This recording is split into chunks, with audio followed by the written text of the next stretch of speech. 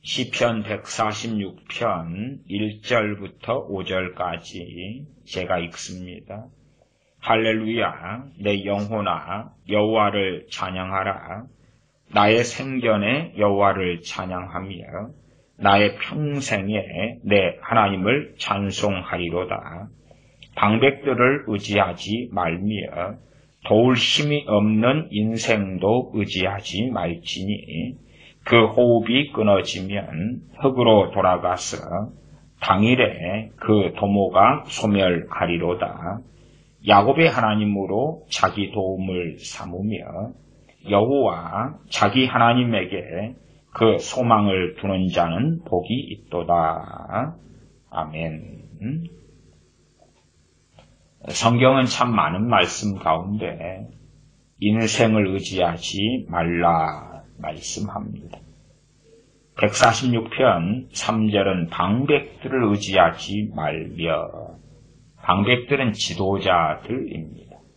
방백들의 우두머리가 왕이 되지요. 지금 시대로 가면 대통령이나 수상이 됩니다.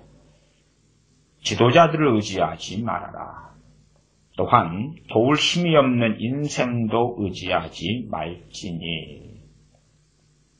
어떤 면에서 우리가 상당히 많이 하나님의 말씀도 왜곡하고 우리의 삶도 어리석게 생각할 때가 많습니다. 부부간의 관계라 그러면 남편은 아내를 항상 믿어주고 반대로 아내도 남편을 항상 믿어준다. 그 믿어준다에서 중심의 의미와 개념은 무엇이라고 말해도 의지한다 그 말입니다. 남편을 의지하고 산다. 아내를 의지하고 산다. 또한 자녀를 둔 부모들은 자녀를 의지하고 살 것입니다. 나이가 들어가서 늙어갈수록 자녀들을 의지한다. 문제는 그러한 것이 세상의 미덕처럼 보이나 하나님과 그 자리를 바꾸어서 오히려 사람과 인생을 의지하고 방백들을 의지하게 되면서 하나님을 의지하지 않게 되는, 한 걸음 나아가서 하나님과의 관계가 멀어지고 자신의 신앙이 종교로 전락되는 가장 근원적인 이유가 되기도 합니다. 오늘의 말씀은 좀 폭을 좁게 하여서 이 말씀 가운데 예제로서 목회자들을 들어볼까 합니다.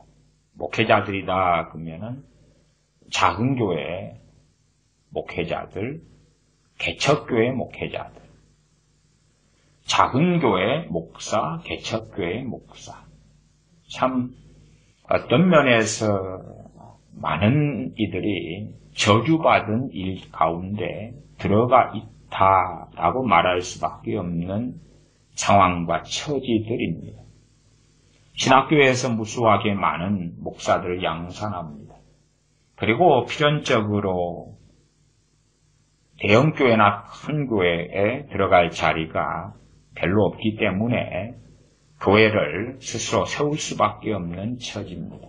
물론 우리가 외형적으로 누가 하나님께 정말 부르심 받았느냐 그렇지 않느냐, 아니면 신학교 나온 그 무수한 사람들이 다 부르심 받았느냐, 얼마나 부르심 받았느냐, 그런 판단은 우리의 몫이 아닐 것입니다.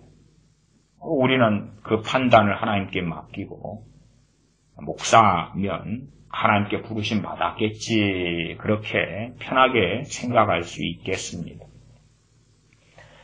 자, 하나님께 부르심 받았다고 치고 왜 개척교회 목사와 작은 교회 목사들에게 첫째는 영적인 비극이 찾아오고 두 번째 당연하게 인생과 삶 속에 비극이 찾아오는가?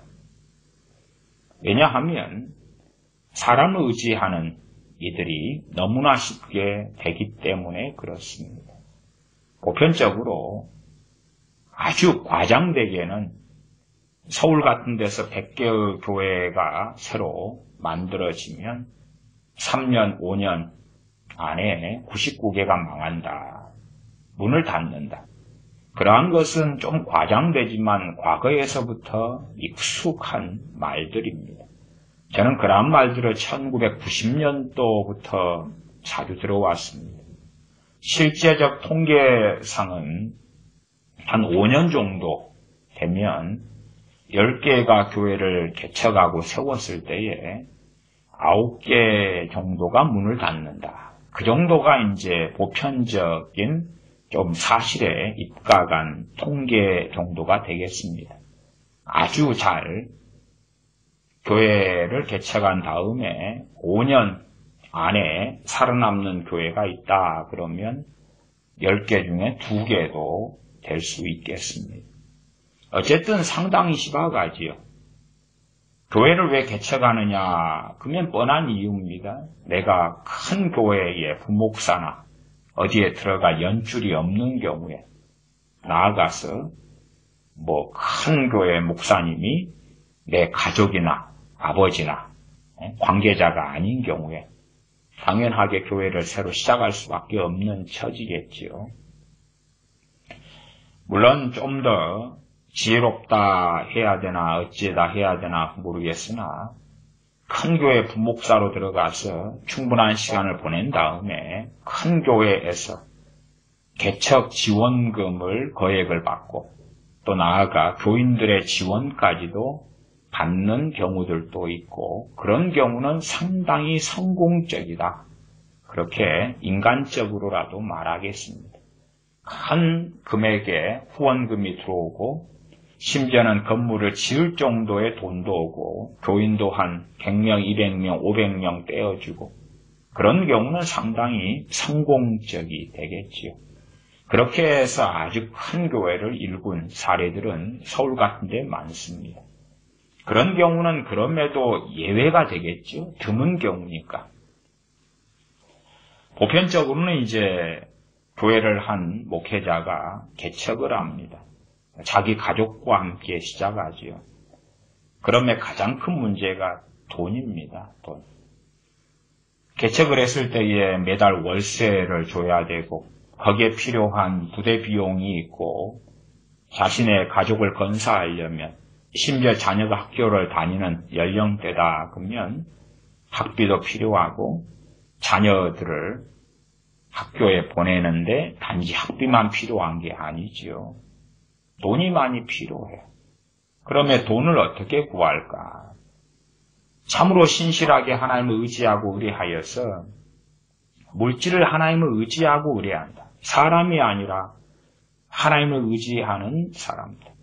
그러한 연단, 그러한 훈련, 하나님 앞에서 사람이 아니라 하나님을 의지하는 목회자, 목사가 된다는 것은 아주 어렵습니다. 아주 어렵다고 말씀드리는 것은 교회를 개척하기 전에 그 연단과 그 훈련이 거의 끝났어야 한다 그 말.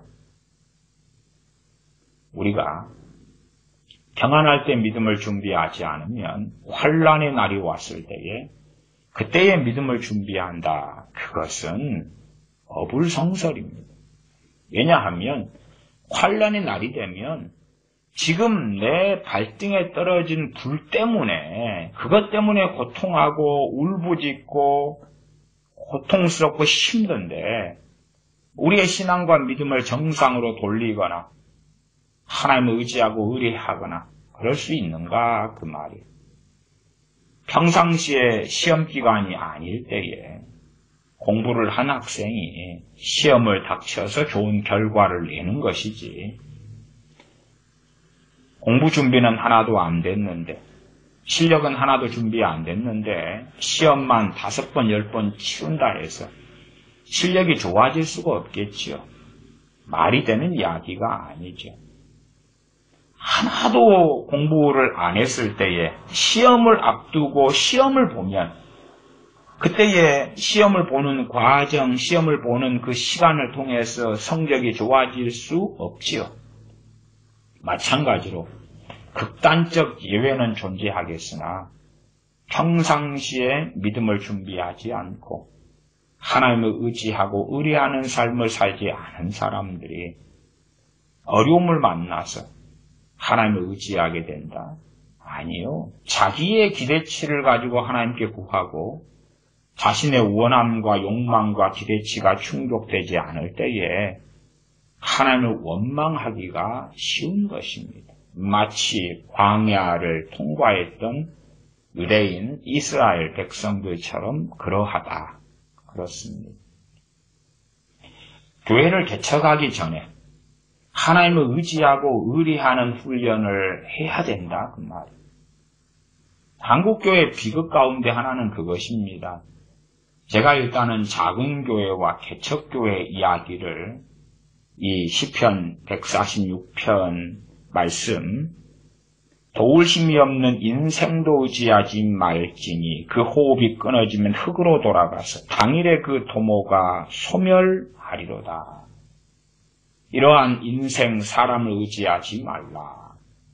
이 말씀을 가지고 개척교회 또한 작은 교회 목회자들을 이야기하는 것은 한국 교회의 80% 이상이 작은 교회고 개척교회이기 때문에 그렇습니다. 물론 어떤 교회는 세워진 지 20년이 되었는데도 개척교회라 이름으로 불리는 경우도 많습니다. 왜냐하면 자기 가족들밖에 없기 때문에 그렇지. 목회자와 자기 가족들. 그 정도밖에 없거나 두어 명 더한 경우밖에 안 되기 때문에 20년 지나도 개척교회구나. 그렇게 말할 수밖에 없는 지경이지요. 그리고 그런 경우도 지방 같은 경우야 버티는 횟수가 좀 더 길어지지만 서울 같은 지역은 월세가 비싸고 생활비가 좀 더 비싸기 때문에 버티는 것이 더 짧다 그 말이에요. 그래서 제가 5년 정도면 10개 가운데 8개, 9개가 문을 닫는다. 그런 이야기를 하게 됩니다. 10개 가운데 8개, 9개가. 그 교회를 세우는 것이 하나님의 뜻이었냐, 뜻이 아니었냐, 그런 이야기는 우리가 할 필요가 없겠습니다. 우리의 소관이 아니니까요. 그러나 교회를 세운 다음에 이제 그 교회가 유지되는 것, 최소한은 목회자나 목회자 가정도 먹고 살아야 되겠지요. 밥도 먹어야 되고, 때로 외식도 하고, 가정도 꾸리고, 애들 학교도 보내고. 과연 작은 교회에서 그러한 재정, 그러한 헌금, 그러한 돈이 나올 수 있겠느냐는 거죠. 이제 시작한 교회에서는 그러한 것이 나오기가 아주 어렵겠지요. 문제는 또 있습니다.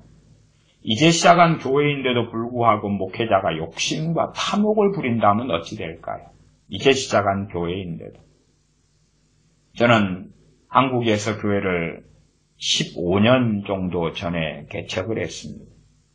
15년 정도 전에 개척했을 때에 당연하게 먹고 살아야 되죠. 저도 먹고 살아야 돼요. 그러나 함정에는 빠지지 않아야 돼요. 왜? 이제 교회를 개척했고 한 2-3가정 정도와 교회를 시작했는데 그런데 무슨 재정이 있겠느냐 그 말이에요. 그러면 현실적으로 저 같은 경우는 3년 동안 사례금을 받을 수 없었습니다. 왜요? 그 당연한 것 아닙니까? 가정이 몇 가정 되지 않는데 무슨 월급을 받을 만한 교회 재정이 어디 있겠느냐 그 말이에요. 그런 게 없잖아요. 지극히 당연히 상식적인 것입니다. 그러나 상당한 작은 교회, 개척교회 목회자들은 현실과 상관없이 자기의 월급을 교회를 시작하자마자 책정을 합니다. 내 월급 100만 원부터 시작할 거야. 또 저하고 친했던 어느 목사님은 내 월급 200만 원, 250만 원부터 시작할 거야. 그 양반은 250만 원을 책정했던 것 같습니다. 교회를 시작하면서 250만 원부터. 그러면 함께하는 교회를 개척하고 동참하는 교인들 입장에서 도대체 월세 교회 이제 임대하는 임대교회, 월세 내는 월세교회의 목사님에게 어떻게 한 달에 250만 원을 챙겨줄 수 있지? 현실적인 문제지요.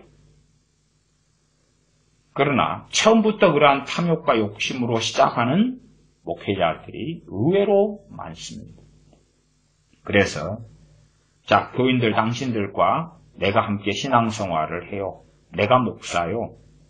그러면 곡식을 터는 소의 입에 망을 씌우지 말라 했어요. 재갈을 물리지 말라 했어요. 그러면 내가 한 달에 필요한 급여가 이렇게 돼요. 내 나이면은 중소기업의 과장, 부장 정도의 나이고, 그러면 이 정도의 월급은 준비가 되어져야 돼요.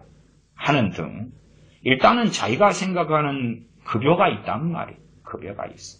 그리고 그 돈을 어떻게 하면 메꿔 넣을까 하고, 유감스럽게 수단과 방법을 가리지 않는 경우들이 아주 많죠. 그런 경우는 필연적으로 오래지 않아 교회는 문 닫을 수밖에 없고 교인들은 떠날 수밖에 없지요.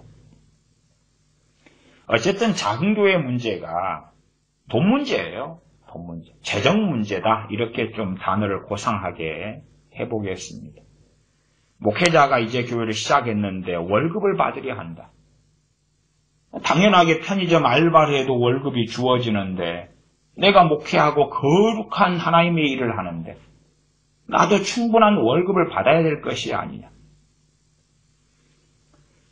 교회는 본래 하나님의 것입니다. 그럼에도 불구하고 교회를 개척한다 그렇게 했을 때는 목회자 그 사람이 주체가 된 거예요. 주체가 된 거예요. 그러면 기본적인 희생과 헌신은 깔고 시작해야 되는 거지. 그러나 그 기본 자세도 안 가진 사람들이 많아. 그 기본 자세. 그래서 개척에서 교회 교인이나 교회 재정이나 정상적인 궤도에 오를 때까지 자기의 사례금은 없거나 아니면 정말 최소한으로 축소돼야 된다는 것을 이해하지 못해요. 목회자들은 모임을 가집니다. 정기적인 모임들도 꽤 있습니다. 목회자는 어느 교단에 속해 있고 교파에 속해 있고 교단 교파 안에는 가장 큰 조직이 총회고 그 아래에 노회가 있습니다. 또한 노회가 좀 큰 경우는 그 아래에 시찰회를 둡니다. 그렇게 해서 목회자들의 모임이 기본 한 달에 한 번, 정기적으로는 1년에 2번을 모여서 회의하고 회장을 뽑고 노회장, 총회장을 뽑고 임원을 뽑습니다. 그러면 작은 교회, 중간 교회, 큰 교회 목회자가 다 함께 모입니다. 그리고 같은 신학교를 나왔는데 나는 작은 교회 목사고 이제 막 시작한 교회 목사고 나는 기껏해야 월급을 30만 원밖에 못 받는 목사고 저 목사는 내 동기거나 내 후배인데 큰 교회 담임 목사가 되거나 부목사가 되어서 한 달에 300만 원, 500만 원을 받는다 하는 것을 압니다. 왜? 함께 예배를 드리고 함께 모임을 가지고 대화를 하고 커피를 마시고 함께 식사를 하니까 서로의 사정들이 빠듯합니다. 그러면 그 열등감을 어떻게 해야 합니까? 내가 저 목사보다 설교를 적게 하는 것도 아니고 소위 그런 것 아닙니까?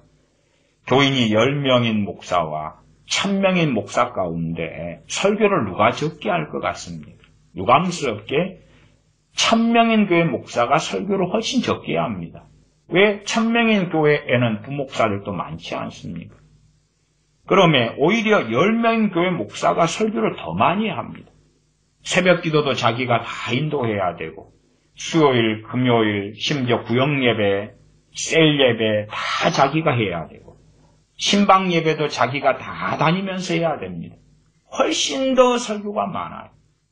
그런데 나는 한 달에 사례금 급여가 50만 원이고 저 1000명 된 교회 목사님은 한 달에 800만 원 받고 그것도 퇴직금, 연금이 준비되는 사택까지 제공되는 그러나 자기는 사택이 아니라 겨우 월세 내는 그 예배당에서 방 한 칸을 장만해서 가족과 자녀와 함께 살아가는 그런 열악한 환경이다. 어떻게 견디겠냐 그 말이죠. 그것이 일단은 한국교회 80%, 좀 더 잡으면 한 82%까지도 차지하는 한국교회 목회자들이 가지고 있는 실상입니다. 교회를 개척하면, 신학교를 나오고 교회를 개척하면 큰 교회가 금방 될 것이야. 하나님께서 함께 하셔서 사람들이 구름대와 같이 벌떼처럼 모여들 거야 하는 환상을 가지고 교회를 개척하는 사람들이 당연하게 아주 많습니다. 현실의 벽에 부딪히기 전에 환상을 가지고 시작합니다. 한 반 이상이 그런 환상을 가지고 시작하지 않나 싶습니다. 그리고 개척한 다음에는 현실은 그렇지 않습니다.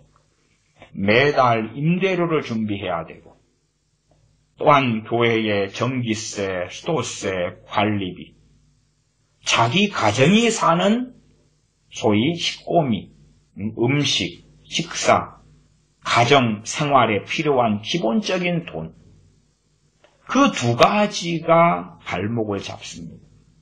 그냥 물만 마시고 공기만 먹으면 좋은데 그렇지 않더라 그 말이죠. 그래서 어떻게 하면 돈을 마련할까 하는 첫 번째 과제가 생깁니다. 매달 월세를 준비해야 되고 매달 자신의 생활비를 마련해야 되는 과제가 작은 교회 또한 개척교회 목회자들에게 생깁니다. 그러면 필연적이게끔 빠지게 되는 함정은 사람을 의지할 수밖에 없는 함정에 빠집니다. 좀 불안하지 않으려면 소위 교회에 돈을 대는 물줄을 잡아야 됩니다. 헌금을 많이 내는 물줄을 잡아야 돼요. 아니면 누군가에게 정기적인 후원을 서약받아야 됩니다. 당신 우리 교회에 한 달에 50만 원씩 헌금하시오. 그렇게 하려면 최고 교인들에게 잘 통하는 게 뭐냐 하면 하나님의 음성입니다. 하나님의 음성. 최고 통하는 것입니다. 가장 한국교회 교인들은 좀 전반적으로 순진하고 미련하다 그렇게 말할 수밖에 없겠습니다. 그리고 어리석은 데는 정말 순진하고 지혜로운 데는 거꾸로 미련하고 그래서 목회자가 또한 목사가 충대를 잘 못 매면 그 아내가 충대를 매죠. 사모라 그러는 아내가 충대를 맵니다. 하나님으로부터 계시가 왔습니다. 꿈에 하나님이 말씀하셨습니다. 기도할 때에 하나님이 말씀하셨습니다. 당신이 한 달에 우리 교회에 50만 원씩 헌금을 내놓으라고 말씀하셨습니다. 자, 작은 교회하고 개척교회면 일단은 교인이 작을 거 아니에요. 몇 명 안 되고 심지어 자기 가족밖에 없을 수도 있습니다. 그러면 사냥감은 어디에 있겠습니까? 자기 지인들과 자기의 넓은 가족들입니다. 넓은 가족이란 말은 자기 부모, 형제들 가족, 자기 동기, 동료, 친척, 친구 그런 자기 주변 사람들이 될 수밖에 없습니다. 그런 사람들을 사냥감으로 삼는 경우는 비일비재합니다. 일단은 그러한 길을 걸으면 필연적으로 하나님의 저주가 임하게 됩니다. 당연하지 않겠습니까? 저는 그런 하소연들을 한두 번 들었던 것이 아닙니다. 왜요? 지금은 너무나 많은 목사들이 생겨났기 때문에 선교사들도 어마어마하게 생겼기 때문에 그러나 먹고 사는 생계는 어려워요. 그러면 자신의 가족, 넓은 의미의 가족, 자기의 여동생이 있다, 여동생의 남편, 그의 자녀들, 이번에 직장에 조카가 첫 출근해서 첫 월급 받았다며 그 첫 열매, 이리 줘. 첫 열매를 하나님 받으시면 100배로 축복해 주실 거야. 그 돈 내놔. 그러면 한국교회는 소위 첫 열매를 누가 먹느냐? 그 오랫동안 전쟁을 벌이기도 했습니다. 그건 목사들 속에서의 전쟁입니다.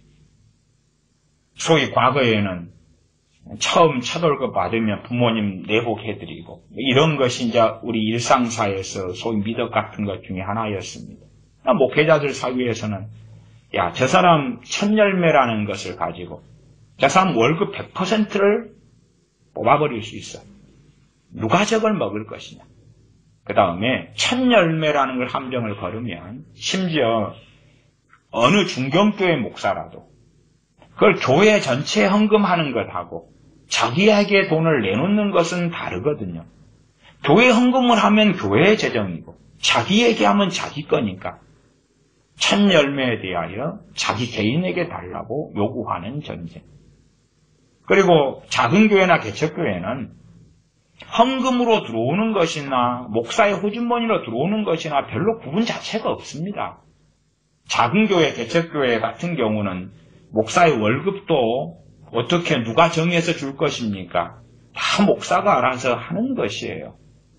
그런 입장이기 때문에 자기 호주머니에 들어오는 거나 교회 재정으로 들어오는 거나 차이가 없어요. 그러면 이제 저 첫 열매를 누가 먹을 것이냐. 그 당사자는 아니 내가 고생해서 첫 달 월급으로 200만 원 받았는데 어떻게 다 내나? 그러면 누구를 설득하기가 좋겠습니까? 그 당사자의 부모지요. 당사자의 부모가 집사님, 권사님, 크리스천이면 당신의 자녀의 첫 열매를 하나님께 드려라. 그렇게 고상하게 포장하지. 뱃속 안에 결국은 자기의 먹고 사는 것, 그리고 교회의 재정, 교회 유지하는 것, 소위 하나님께서 큰 부흥을 주셔서 큰 교회가 되어서 재정적인 자유가 임하기 전까지는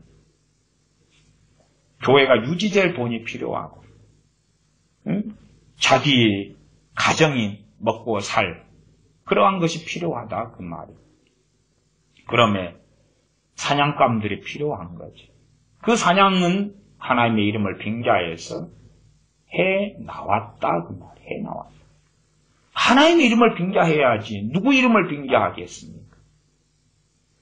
사람들에게 계속하여 주님의 이름으로 권면하고 이야기하고 때로 지시하고 명령합니다. 하나님께서 당신에게 예물을 원하신다고, 그 첫 열매를 바치기를 원하신다고, 당신의 가정에 헌신을 원하신다고. 어느 가정에나 문제없는 가정은 거의 없습니다. 그렇기 때문에 문제 해결이라는 것을 내놓으면 함정에 가장 잘 빠집니다. 자녀 문제가 없는 가정이 어디 얼마나 있겠습니까? 그러면 작정 예물, 작정 기도를 이 교회에서 하시고 작정 예물도 이 교회에서 40일 동안 꼬박꼬박 내시거나 아니면 1000일 동안 1000번, 1000번째 1000번을 꼬박꼬박 내시면 우리가 중보기도 해줍니다. 기도를 돈 주고 파는 것입니다. 사실은 그런 것은 부흥사들이 과거에서부터 써왔던 수법이기도 합니다. 기도를 돈 주고 파는 것입니다. 내가 중보기도를 1년 해줄 테니까 100만 원을 선불로 내놔라. 아니 그런 것은요. 큰 교회 집회에서도 부흥사가 버젓하게 부흥의 기간에 말이 왔던 것입니다. 선착순 50명, 100명만 받습니다. 돈 벌기 참 쉽습니다. 1인당 100만 원 불러서 1년 동안 내가 기도해 줍니다. 1인당 100만 원, 100명 선착순입니다. 1억이죠. 그리고 몇 가지 사례를 듭니다. 자기의 기도를, 중보 기도를 받은 100명에게 이러이러한 놀라운 복이 임했노라고. 이러이러한, 그래서 100만 원은 정말 아무 당신들이 받을 복에 비하면 서푼 가치도 안 되는 거라고 이야기하면 한국교 교인들은 참 미련하고 순진하기 때문에 바로 돈 100만 원 빚내서라도 끄집어 내놓습니다. 문제가 해결된다는데, 복을 받는다는데 왜 안 끄집어 내놓겠냐 그 말이에요. 그러면 이 돈이라는 함정의 소위 80% 거기에서 자유로운 작은 교회, 개척교회가 있을 것입니다마는 그러나 정말 드물다. 그 말씀은 드릴 수밖에 없습니다. 한국교회 80%가 되는 작은 교회, 개척교회, 미자립교회, 그 목회자, 그 목사님들 가운데 돈에 대해서 자유하다? 얼마나? 몇 명이나, 몇 퍼센트나? 일단은 저야 관계권을 다수의 작은 교회, 개척교회 목사님들과 오래 저는 교제하고 살아왔기 때문에 뻔하게 그 현실성을 이해합니다. 제가 아는 대형교회, 큰 교회 목사님들은 별로 없습니다. 친하게 지내는 큰 교회 목사님은 없다 그렇게 말하는 게 좀 맞을 것 같아요. 요즘에 연락도 안 하고 안 만나고 그러니까 더 그렇겠죠. 어쨌든 주로 개척교회 작은 교회들인데 그 사정들은 빠듯합니다. 한 달을 유지하기 위해서 어떻게 돈을 끌어모으느냐 매달 그 씨름과 싸움을 합니다. 정말 하나님을 의지하고 의뢰하여서 하나님께서 채우시는 것, 하나님께서 채우시는 것, 그런 것에 준비가 된 사람들. 그러나 하나님이 채우셔도 사흘 길을 가도 물을 먹고 마시지 못하게 하나님께서 광야로 이스라엘 백성을 인도하셨던 것처럼 자기가 필요한 기간에 하나님이 채우시지 아니하시는 것을 그리고 믿음으로 인내로 그 시간을 통과하는 것도 경험해야 된다 그 말이에요. 제가 어떠한 목사님들과 사모님들을 봤을 때에 정말 입에서 나오는 것이 위선이고 거짓말이라는 것을 참 많이 보았습니다. 입에서 나오는 게 거짓말이에요. 무슨 말인고 하니 하나님의 계시를 빙자해가지고 A라는 교인에게 돈을 뜯어냈습니다. 하나님의 계시를 빙자해서. 그래가지고 오늘 월세를 200만 원 내야 된다. 그걸 맞췄어요. 그 다음에 설교 때 뭐라고 이야기한 줄 압니까? 정말 하나님께서 시간에 딱 맞게 그 돈을 채워주셨다 그럽니다. 아니 자기가 하나님의 이름을 빙자해가지고 돈을 뜯어냈지 않습니까?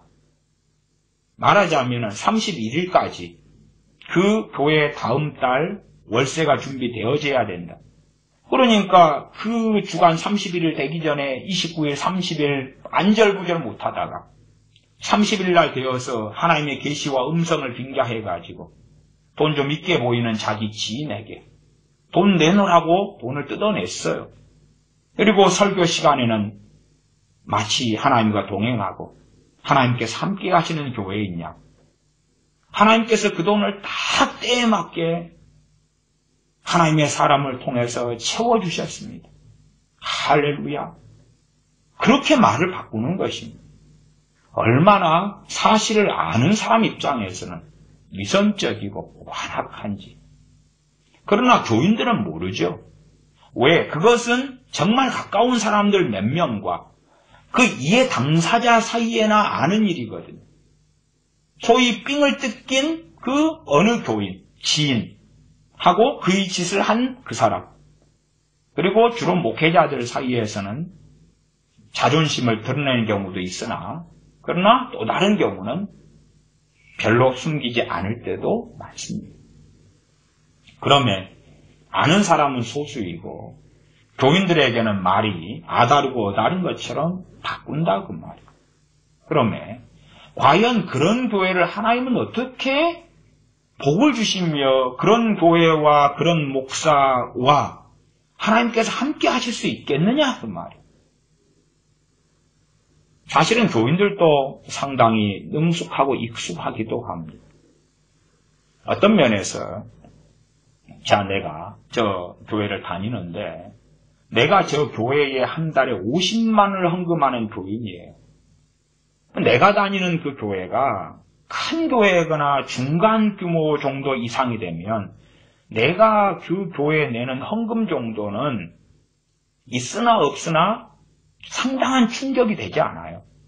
그러나 이제 어느 개척교회에 교인이 한 5명, 5가정이 있고 그리고 거기에서 50만 원을 헌금 내는 A란 사람이 있다고 합시다.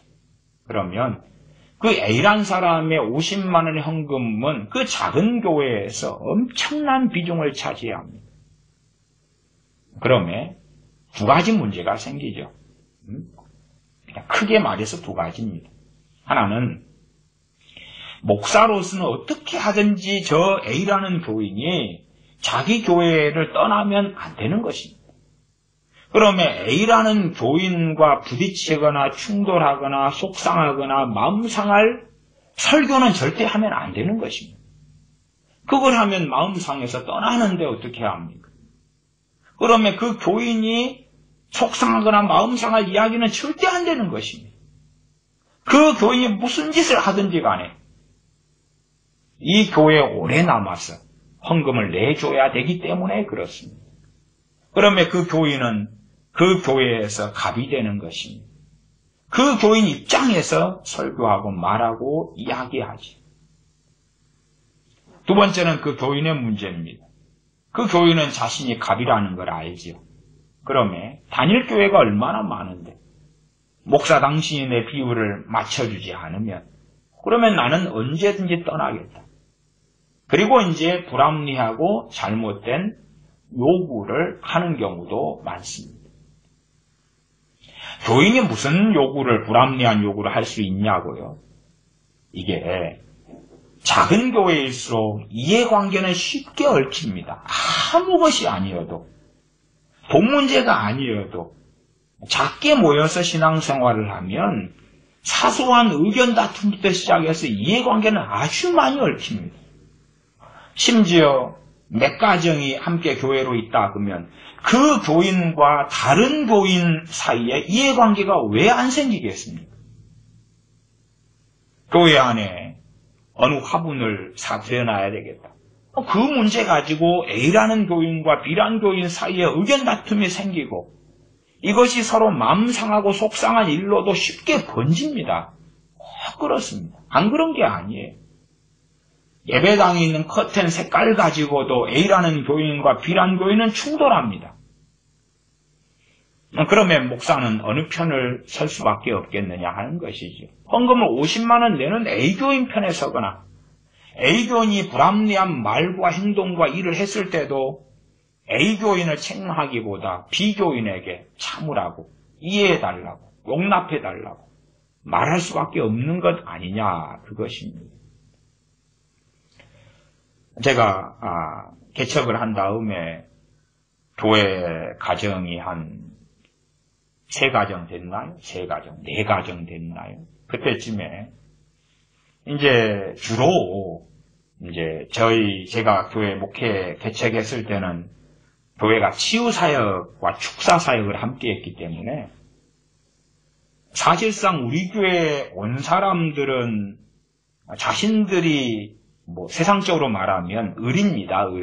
을이란 말은 환자들이에요. 죽게 된 사람들이 와가지고 몸이 치료되고 예수님 믿고 죽을 병에서 중병 정도로 혹은 중병에서 좀 더 경미한 정도로 그렇게 된 케이스들이 다수예요. 몇 가정 안 돼도. 그런데 그 중에서 이제 한 가정 부부 집사님들이 계셨는데 나이도 많으셨어요.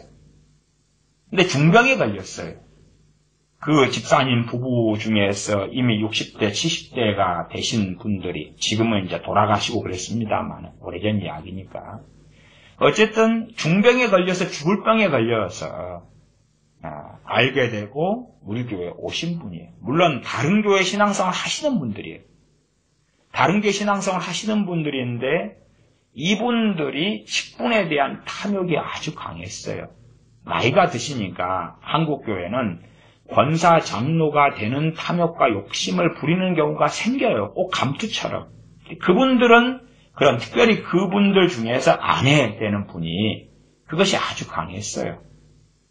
그리고 어느 다니던 교회에서는 소위 그분이 나이가 있는데 권사가 안 되었어요. 투표에서 떨어졌어요. 권사가 안 됐어요. 그리고 그 교회를 나왔어요.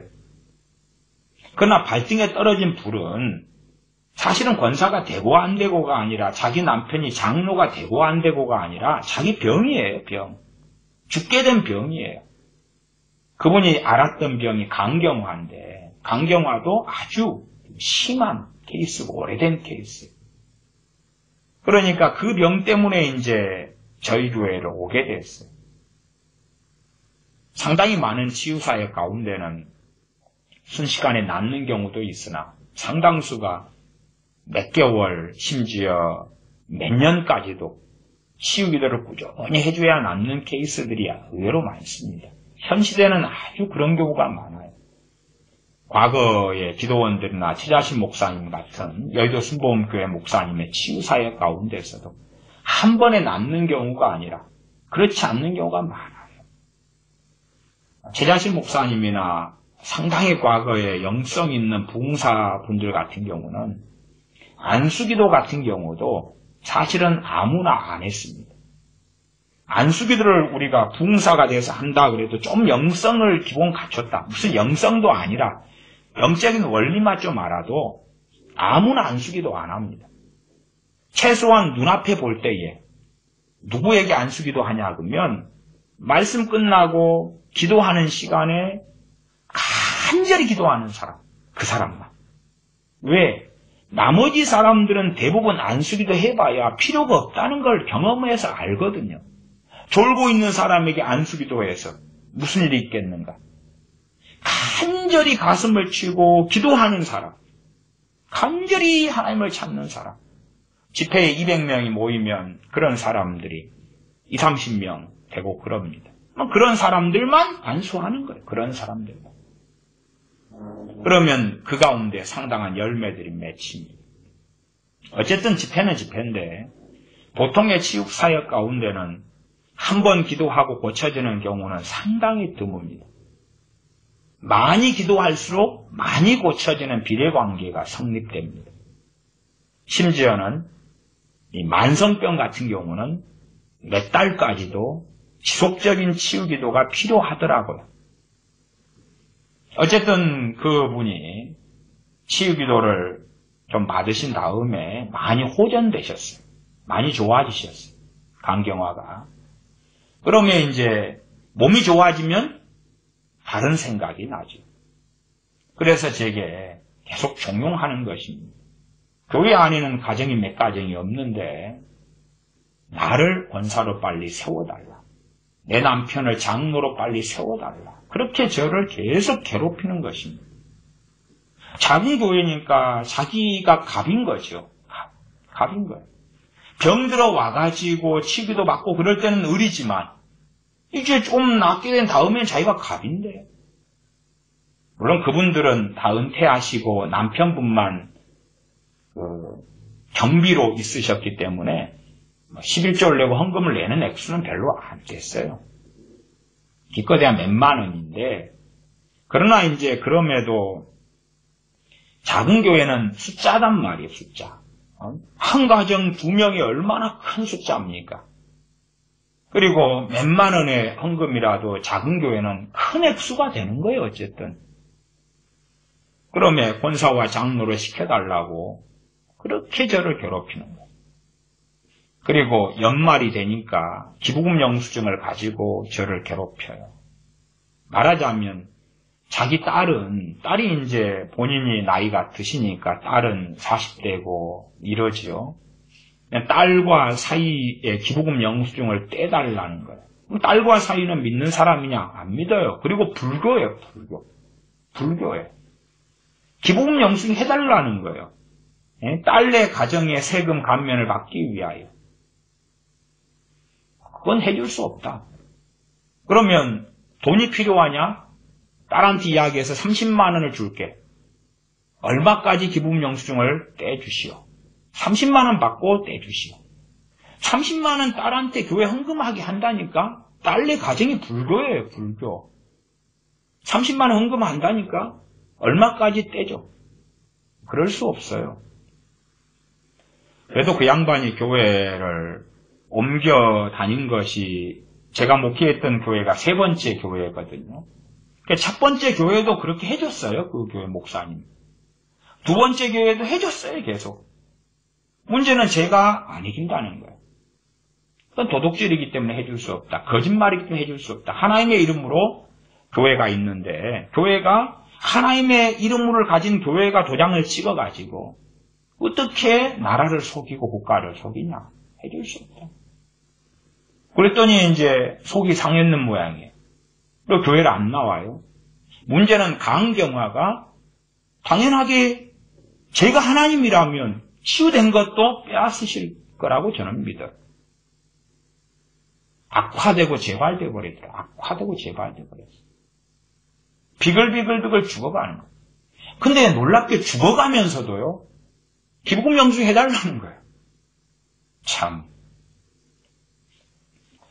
결국은, 몇 가정 안 돼도, 그래도 안 된다 그러고 그분들은 교회를 떠났어요. 부부가 다 떠났어요. 그리고 한 달 정도 지나서 길에서 그 남편 되시는 집사님이 자전거를 타고 경비를 다니시거든요. 길에서 남편 되는 집사님을 만났어요. 요즘 잘 지내시냐고 인사하면서 지나가는데, 정말 침울하고 울적 하시는 거예요. 무슨 일이 있냐 그랬더니, 아내가 죽어서 이미 초상 다 치루었다고 그러더라고요. 저희 교회 떠난 다음에 일주일 뒤에 돌아가셨대요. 뭐 교회를 떠나서 돌아가셨다 뭐 이런 거 떠나서 그런 건 아니죠. 문제는 정말 하나님 앞에서 마음이 잘못되는 거예요. 잘못되는 거예요. 자신이 갑이니까 내 말대로 해야 돼. 내 말대로 해야 돼. 내 말대로 당신은 해줘야 돼. 어쨌든 교회도 사람 사는 세상이기 때문에 이해관계가 많이 생깁니다. 그러면 어떻게 하면 목사는 교인들을 지배하고 조종하고 혹은 비율을 맞춰가지고 그 교회를 뿌려나갈까?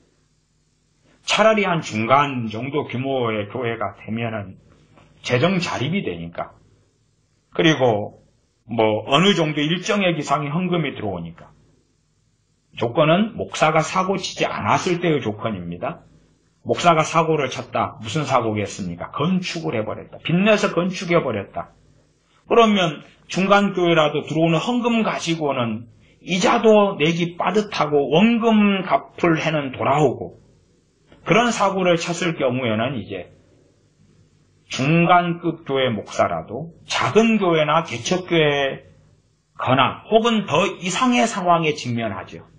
큰 교회도 마찬가지입니다. 큰 교회는 예배당을 크게 짓고 작은 교회는 작게 짓고 그러니까, 큰 교회는 빚을 내도 크게 내니까 그러면 같은 문제에 직면하죠.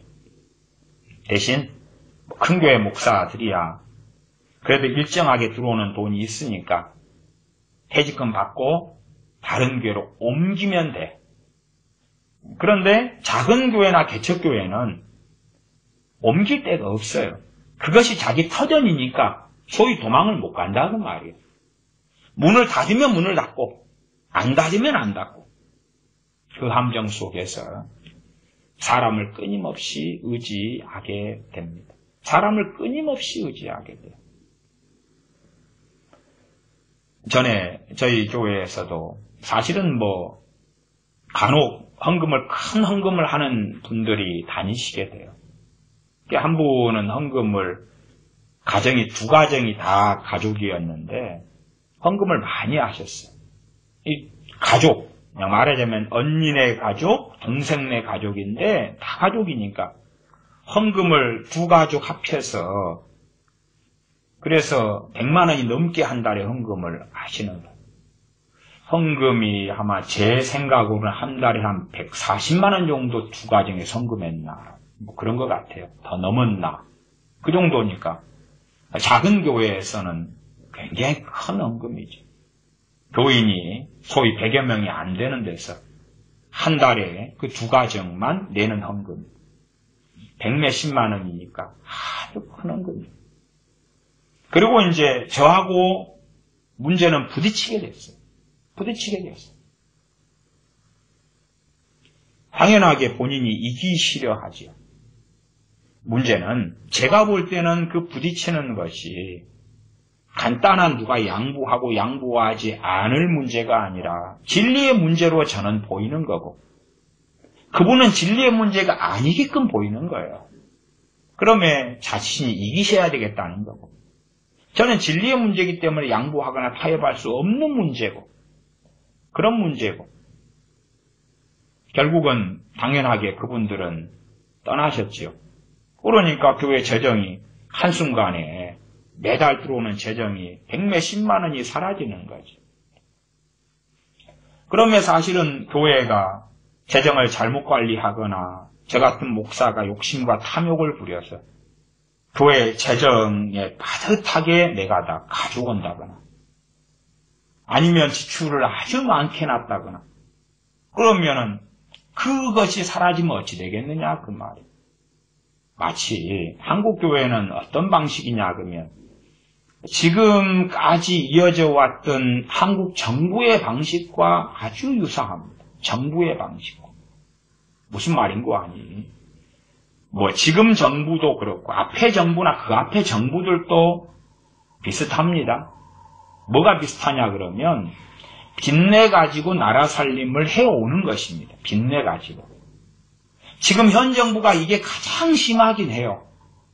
그러나 보편적으로 국가가 세금을 걷어들인 것 가지고 살림살이를 해나가고 그 다음에 국가의 세금이라는 것은 잘 거칠 때가 있고 국가의 세금을 내는 중심은 기업들이에요.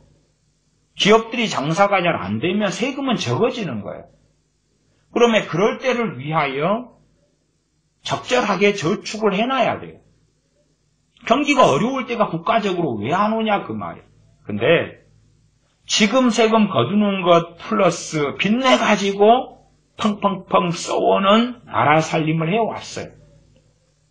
그것처럼 대부분의 교회들이 그 짓을 합니다. 제가 짓이라고 이야기했어요.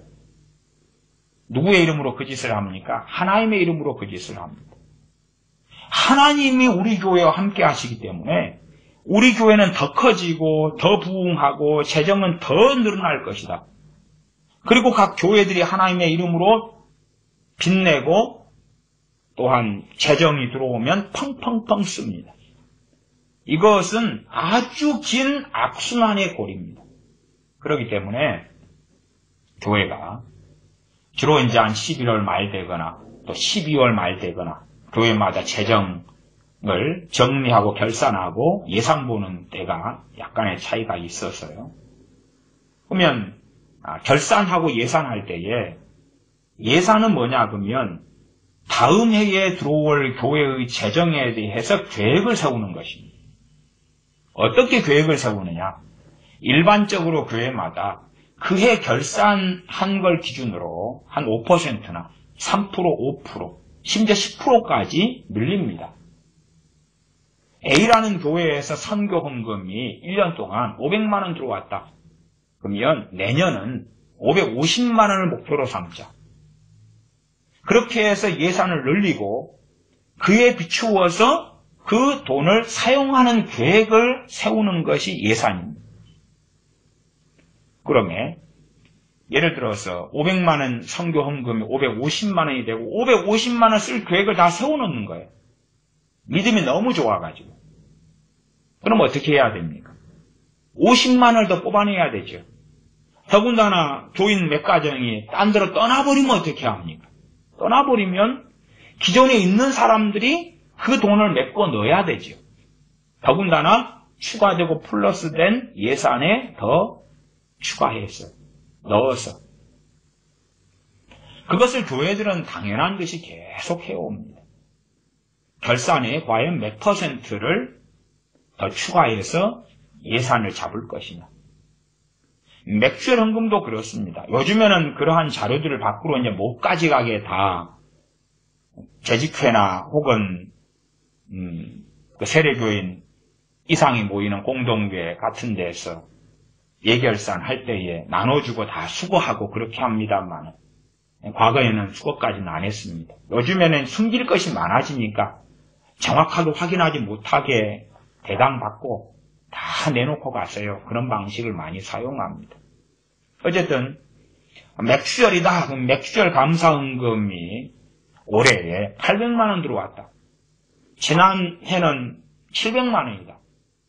그러면은 목사는 박수를 받습니다. 누가 박수 쳐줍니까? 교회 중직자들이 목사님이 너무 잘하셔서 100만 원이 올라갔습니다. 박수 쳐주지. 자, 그리고 800만 원 되었다. 내년에는 맥주절 감사금을 900만 원까지 1000만 원까지 뽑아내자.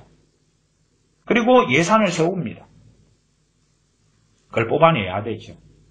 교인이 줄어들면 어떻게 합니까? 큰일 나죠.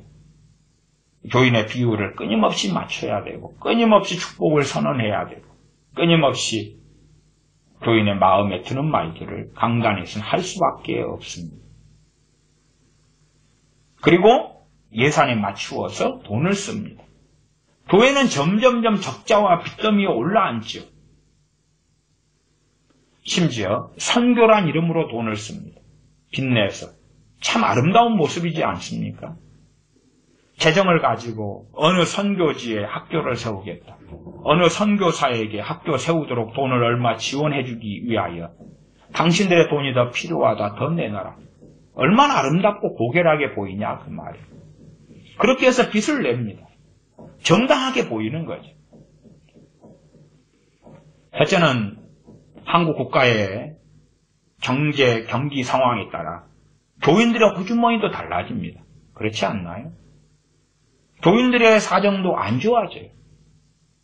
교인들의 사정이 안 좋아지면 교회가 평안할 때에 뭘 준비해야 됩니까? 교인들의 상황이 안 좋아질 때에 그를 도와줄 구제금을 준비해야 됩니다. 당연하지 않나요?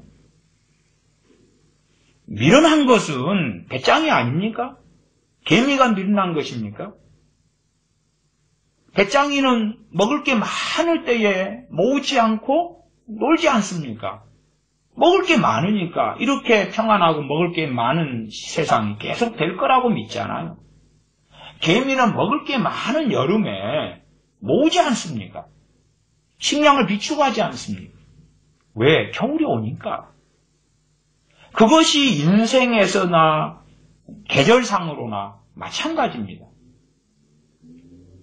우리 아무리 힘이 있고 젊은 사람도 늙지 않습니까? 내가 직장과 직업이 있어도 언제까지나 일할 수 있습니까?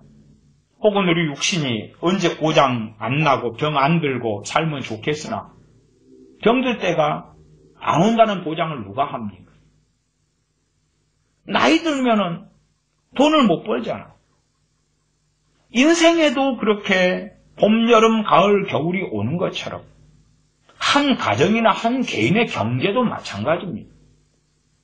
교회의 재정도 당연한 것 아닙니까? 교인들이 어려워지면 도울 준비를 해야 되는데 펑펑펑 믿음으로 쓰는 것입니다. 그 믿음은 성경적인 믿음도 아니고 거짓 믿음입니다. 하나님이 함께 하시는 교회이기 때문에 재정 규모는 더 늘어나고 교인은 더 늘어나고 그래서 헌금은 더 많이 들어올 것이다.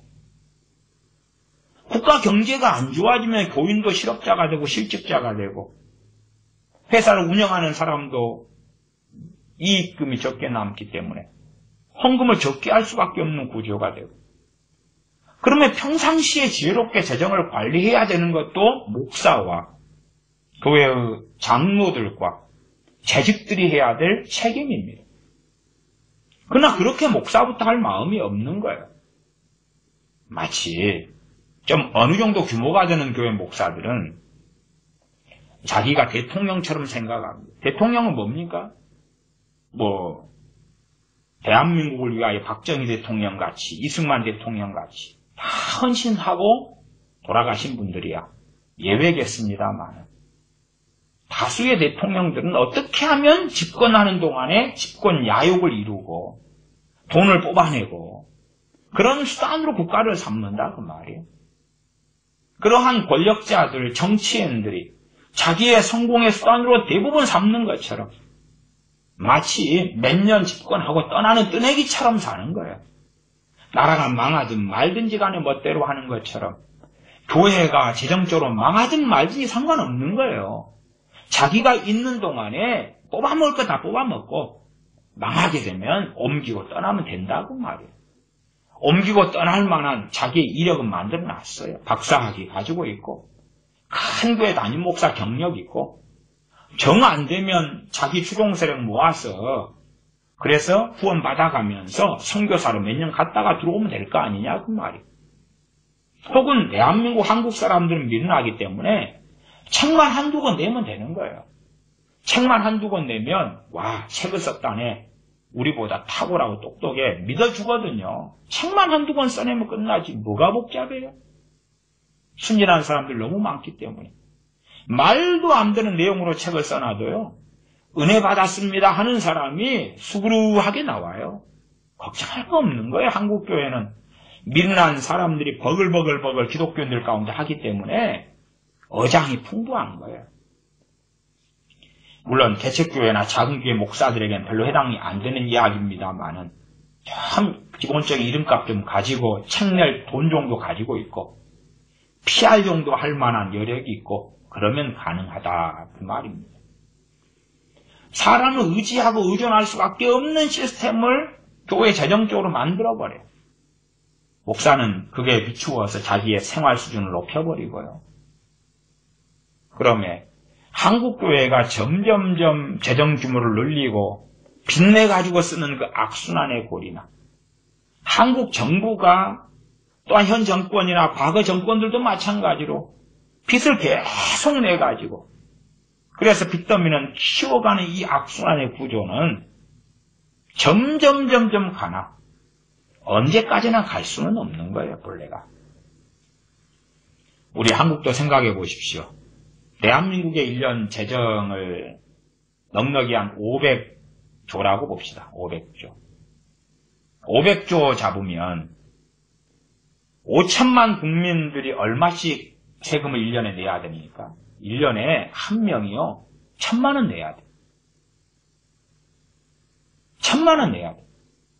그렇게 하는 것을 유지하고 왔다니까요. 그러면 1,000만 원을 1년에 세금을 내는 국민들이 많습니까? 적습니까? 적어요.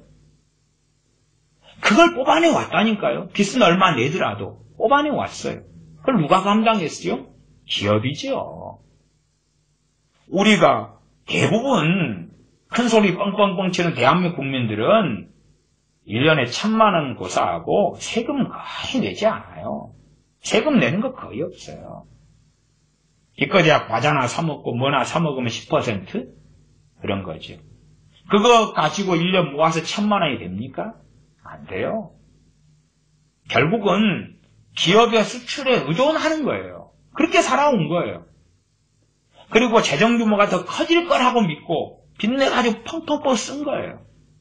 그러나 기업들은 몰락하고 있고 수출은 안 되고 있고 수입은 급격하게 떨어지고 있어요.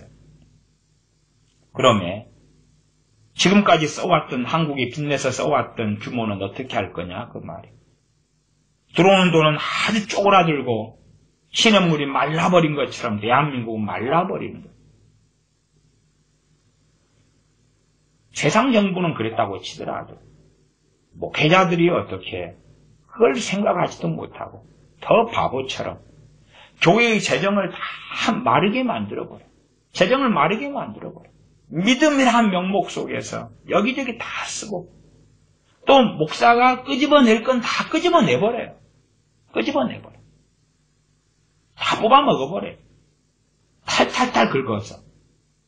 왜 목사들이 그런 생각을 하느냐? 그러면 교인들이 있기 때문에 화수분이라고 생각하거든요. 화수분이 뭔지 압니까? 끊어지지 않고 돈이 쏟아나는 샘물 같은 거라고 보는 거예요. 교인들이 이번 주도 헌금 들고 오잖아. 다음 주도 헌금 들고 와. 계속 돈이 쏟아날 거야. 그러면 딱딱딱 긁어서 먹어버리고 또 가지고 오면 딱딱 긁어 먹어버려도 된다. 제 어릴 때에는 샘에서 물을 길어다가 먹었어요. 이제 동네 샘은 좀 우물이 있고 그러나 시골 외갓집이나 큰 집에 가면 샘이 그냥 우물판 샘이 아니라 산골짜기에서 흘러내려오는 그런 물의 샘이에요. 그렇기 때문에 가뭄이 좀 들면은 물이 조금밖에 없어요. 바가지로 긁어내면 그 다음 흙탕물이에요. 흙탕물. 흙탕물이라도 떠가지고 가야 되는 거예요. 그런 것처럼 교인들을 딱딱딱 긁는데 언제까지 긁을 수 있을 거냐 그 말이에요. 오히려 큰 교회 목사들은 목사들이라도 저야 작은 교회, 개척교회 목사님들을 보고 살아와서 참 작은 교회 목사님들의 욕심이, 큰 교회 목사님들은 잘 모르겠고, 그러나 너무나 크다 그 말. 너무나 크다. 욕심이 너무 큰 것이. 제 아는 A 목사님이 서울에서 교회를 개척을 했어요. 꿈이 커요. 꿈이 커. 굉장히 큰 꿈을 가졌어요. 교회를 개척해서 한 달에 들어가는 기본 임대료가 400만 원이에요. 400만 원. 가정은 한 가정이에요. 자기 목회자 가정, 그 목사님 가정과 두 가정입니다. 한 달에 400만 원이 들어가요. 400만 원 어떻게 들어가냐 그러면 교회 임대한 교회에 임대료가 200만 원짜리 임대했어요. 좀 괜찮게 좋은 걸 임대했어요. 200만 원 임대료가. 그 다음에 저 같으면 그냥 예배당으로 임대한 곳에 얄궂게 방 좀 마련해서 그래서 사택처럼 쓰면서 같이 시작할 것 같은데 그 양반은 그렇게 안 하고 200만 원짜리 집을 임대를 했어요. 200만 원짜리 집을. 그러니까 기본 임대료만 한 달에 400만 원씩 챙겨야 돼요. 그래서 생활비 빼고 전기세 빼고 다른 거 빼고예요. 그렇게 해서 그래도 한 4년인가를 버티더라고요. 4년. 그럼 임대료만 한 달에 400만 원이니까 1년 되면 5천만 원이죠? 5천만 원. 4년이니까 4, 5, 20. 2억이었습니다. 2억. 2억을 준비해가지고 한 가정. 물론 저한테 좀 와달라 그래서 갔을 때가 한 가정 남았더라고요. 어느 권사님 가정 한 가정 남았고 그 목회자 가정 두 가정이니까. 그 전에 몇 가정은 더 왔다 갔다 당연히 했을 거고요. 정말 놀라운 재주이지 않습니까? 결국은 문 닫았는데 4년 만에 닫았으니까 제가 4년이라고 이야기한 거죠. 그러면 4년 동안 매달 400만 원씩 그 돈을 어떻게 끌어들였을까 그 말이에요. 1년 5천만 원, 5, 4, 22억을 4년 동안 2억을 어떻게 뽑아냈을까? 당연하게 그 한 가정이나 왔다 갔다 하는 몇 가정에서 그 돈 못 뽑아내죠. 어떻게 뽑아냅니까? 그러면 이제 그 양반은 자기 가족과 지인, 형제들 다 사냥을 하는 거예요. 다 쫓아다니면서 약정받고 뽑아내. 달달달 4년 동안에 가족, 형제를 그냥 괴롭게 만드는 거예요. 목사가 있으면 그 아내인 사모는 자기 친정들의 돈을 뽑아내야 되고 하나님께서 곧 부흥시켜 주신다고. 사실은 개척교회나 작은 교회가 서울 같은 데서 몇 년 버티고 문 닫는다 그럴 때에 몇 년 버티고 난 다음에 남는 것이 뭐 같습니까? 남는 것은 카드빚이에요. 만만한 것이 카드로 돌려 쓰는 거 아닙니까? 돈이 필요하면 하나님께 기도하겠죠. 내일이 하나님, 내일이 월세 내는 날입니다. 월세 100만 원이에요. 하나님, 기도해도 대부분 응답 없습니다. 왜요? 사람 의지하잖아요. 사람 의지하잖아요. 사람 구하고 사람 찾잖아요. 하나님, 내일까지 월세 내야 됩니다. 그러는 다급한 상황 전까지는 이 사람에게 돈을 좀, 저 사람에게 돈을, 저 사람에게 돈을 좀 그렇게 하고 보낸 다음에 사람에게 돈을 못 구하니까 하나님 내일까지요. 그리고 내일을 기다려도 임대한 건물 주인 만나기 전까지 돈이 안 들어와요. 간단한 방법은 어떻게 합니까? 카드로 긁지요. 카드로 긁어요. 제 아는 어떤 분들은 자기 카드는 안 긁고요. 교인 카드를 긁게 하시더라고요. 교인 카드를. 그리고 말은 간단해요. 집사님, 곧 하나님이 채워주실 때 곧 그 카드 연체되거나 이자 나오기 전에 채워드릴게요. 근데 이제 교인 카드로 긁어줘요. 긁어주는데 가정주부인 여자 집사님이에요. 누구 몰래요? 남편 몰래. 남편 몰래 목사님이 긁어달라니까 긁어줬어요. 돈을 줘요? 안 주죠. 목사님이 안 주죠. 뭐 안 준다기 떠나서 돈이 안 들어오는 거죠. 정말 웃기고 완악한 것은 목사 카드로 빚은 내는 경우도 있고 안 내는 경우도 있는데 방금 케이스 같은 경우는 자기 카드는 안 긁는 사람의 케이스입니다. 자기 카드는 안 긁고 교인 카드를 긁어요. 곧 갚아준다고. 안 갚아주죠. 그것 때문에 이제 결국은 카드 빚을 못 갚게 돼가지고 부부싸움이 일어나고 이혼하네 마네 난리가 벌어져. 그런 일들이야 비일비재해서. 그래서 대단하고 특별한 이야기가 안 됩니다. 과연 하나님을 의지하는 것, 그것이 말뿐인 거냐? 아니면 진짜냐? 유감스럽게 작은 교회, 개척교회 목사님들이 하나님 의지한다는 건 말뿐이에요. 말뿐이고 사람 의지예요. 말뿐이고 사람 의지. 사람 의지에서 해나가고 그게 안 되면 하나님의 이름을 빙자해가지고 사람을 지배하고 조종하는 거예요. 그렇게 했을 때에 유지를 하거든요. 그렇게 유지한 5년이 하나님께 복이 될 것 같냐 그 말이에요. 그러한 저주들 속에 다수의 유감스럽게 작은 교회, 개척교회 또한 그 목회자들이 들어있고 작은 교회, 개척교회 교인들은 소위 그러한 목회자들의 그물에 갇힌, 함정에 갇힌 사냥감이 돼가지고 살아가요. 사냥감이 돼가지고.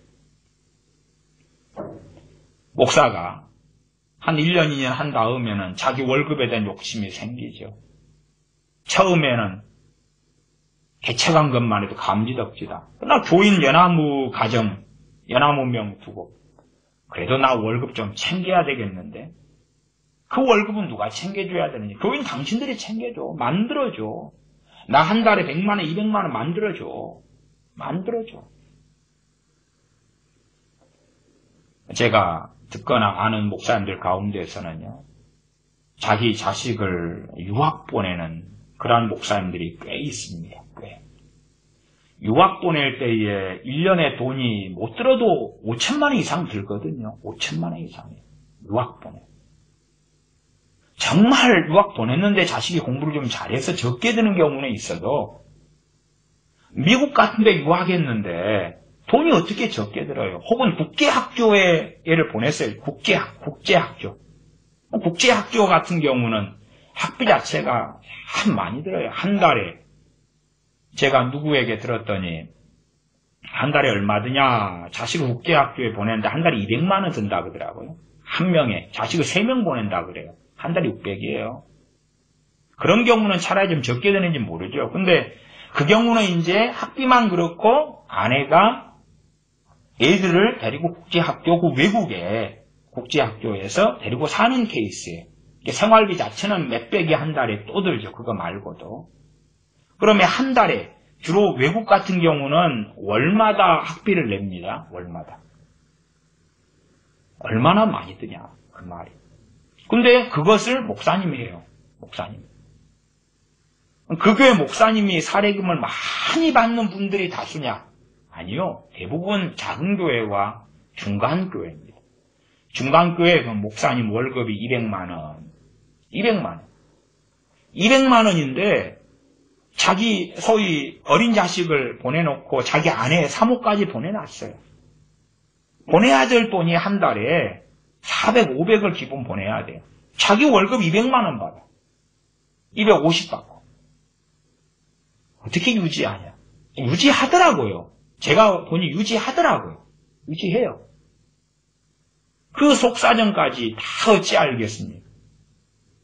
자기도 생활해야 되잖아요. 한국에서. 목사도 살아야 되고 가정을 꾸려야 되잖아요. 돈이 필요하잖아요.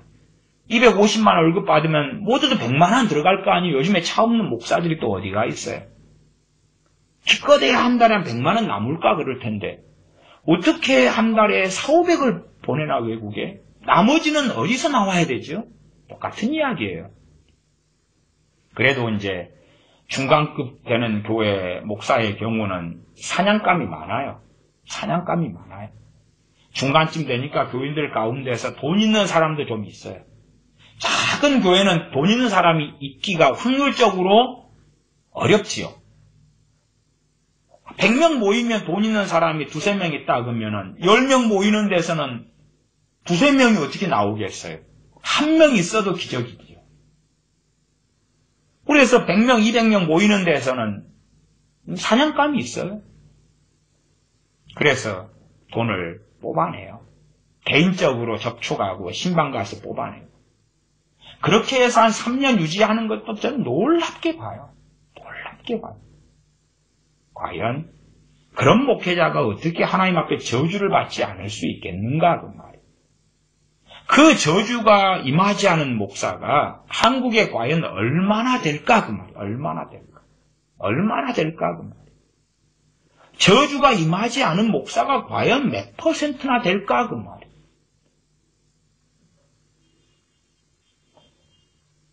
제가 교회를 개척한 다음에는 당연하게 저는 운전면허도 따지도 않았고 교회 차를 산 적도 없어요.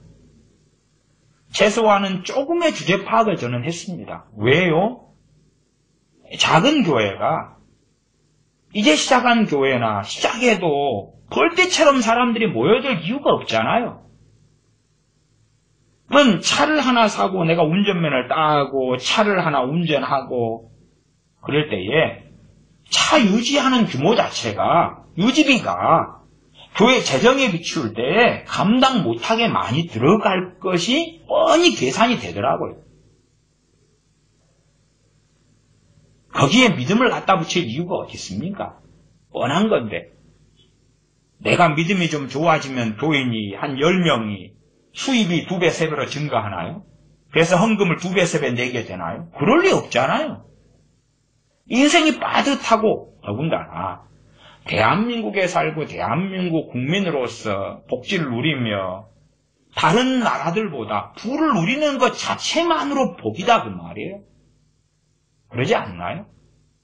전 세계에서 10위권 12위인데 때로 12위, 11위, 12위가 경제 대국이 대한민국인데 거기에 살면서 그 정도로 벌고 헌금할 수 있다는 것 자체가 하나님의 복과 은혜에서 온 거잖아요. 거기에서 더 바란다는 것 자체는 사실은 너무나 심한 욕심이고 만용이지요. 그러면 작은 교회에서 그 정도 헌금이 들어왔을 때에 차를 유지할 수 있을 것이냐 계산을 하는 게 뻔하잖아요. 차를 사는 값은 어디서 나오고 차 기름값은 어디서 나오고 때마다 차를 수리하고 고치는 비용은 어디서 나오고 자동차 세금은 어디서 나오고 그 계산 뻔한 거 아니에요? 유지 안 되고 답 없더라고요. 그래서 당연하게 저는 운전면허 딸 마음은 접었고 교회 차도 사지도 않았어요. 물론 작은 교회에서 교회 차만이 아니라 내 개인 차가 뭐가 필요하냐 그 말이에요. 대한민국이 얼마나 교통이 좋은데 버스는 얼마나 잘 돼 있고 저같이 소도시에 산 사람은 다 걸어 다닐 수 있어요. 저는 신방 다닐 때 1시간은 우습게 걸어 다녔어요. 1시간, 2시간도 걸어 다녀요. 정말 바쁠 때나 아니면 아는 교회 목사님한테 연락해요. 제 형이 근처에 좀 떨어진 데서 목회하는 목사님이거든요. 그러면 형 목사님한테 좀 신방까지 운전 좀 해달라고. 거리가 머니까 시골이어가지고. 맨 기름값 드려요, 기름값 드려요. 그리고 도움을 받지요. 그렇게 하면 되지요. 가까운 거리, 좀 적당한 거리, 바쁘다, 택시 타면 되지요. 뭐가 복잡해요? 어지간하면 걸어다니면 되고. 딱히 교회를 개척하고 목회하는 가운데 차가 필요하다? 별로 느낄 일 없어요. 교인들 모여서 야유회 가고 소풍 간다? 교인들 차 있잖아요. 요즘에 차 없는 가정 어디 있어요? 함께 모여서 가고. 거리가 좀 멀면 버스 타고 기차 타고 가고. 그러면 되는 거예요. 제가 교회 아이들 데리고 저기 광양 백운산에 깊이 데리고 며칠씩 갈 때 이럴 때는 버스를 몇 번 타냐 그러면은 버스 4번 타고 가요. 애들을 데리고. 짐 다 배낭 메고. 버스 타고 기차에까지 가서 재고산 기차 타고 광양 그 지역까지 가가지고 아니면 순천으로 가서 거기에서 또 광양 가는 버스 타고 광양에 내려서 그 깊이 들어가는 버스는 따로 타야 되거든요. 또 타고. 여행이 맛이 그런 거지. 무슨 차를 가지고 돌아다닐 필요가 얼마나 있냐 그 말이에요. 욕심이 있어요. 자기의 기대치가 있잖아요. 남에게 보이는 과시하고 싶은 모습이 있잖아요. 요즘에 유행하는 말로는 카푸어라 그러죠. 차는 있는데 가난뱅이. 차는 막 비싸고 삐까번쩍하는 외제차. 한 달에 보통 BMW 같은 거 내가 운전하고 몰려면은 매달 한 150만 원 정도 내면 되나요? 월급 250 받아가지고 매달 150만 원씩 내고 그러면서 이제 갚아오면서 그러면서 나는 100만 원 가지고 사는 거죠. 그러나 그는 외제차를 딱 몰고 다니면 여자들이 보거나 사람이 볼 때 성공했구나. 그렇게 하기 좋으니까. 사실은 목회자들도 그런 허영심이 아주 많은 거죠. 대한민국에서 어떻게 교회가 급격히 성장할 걸 바랄 수 있겠는가 그 말이에요. 목사가 소위 말하면 구원받는 것이 어떤 면에서 지금은 제고 중요한 거예요. 목사 당신을 하나님이 구원해 줄 것 같으냐? 당신을 하나님이 인정해 줄 것 같으냐? 교인들의 구원 이전에 하나님이 너를 구원해 줄 사람답게 너가 사느냐 그거지요. 하나님의 사람으로 너가 사냐? 말씀을 깨끗하게 전하고 너가 하나님이 구원해 줄 불법을 행하지 않는 하나님을 이용하는 그런 자가 아니라 하나님을 섬기는 자로 발견될 것이냐. 그것이 원초적인 목사들이 가져야 될 질문이 된다고 말이에요. 그러니까 목사들은 담대한 거예요. 악을 행하면서도 나는 구원받으리라 담대한 거예요. 담대해. 어떤 면에서 개척교회나 작은교회 목사들은 저주 가운데 들어가 있어요. 깊은 저주 가운데 들어가 있어요.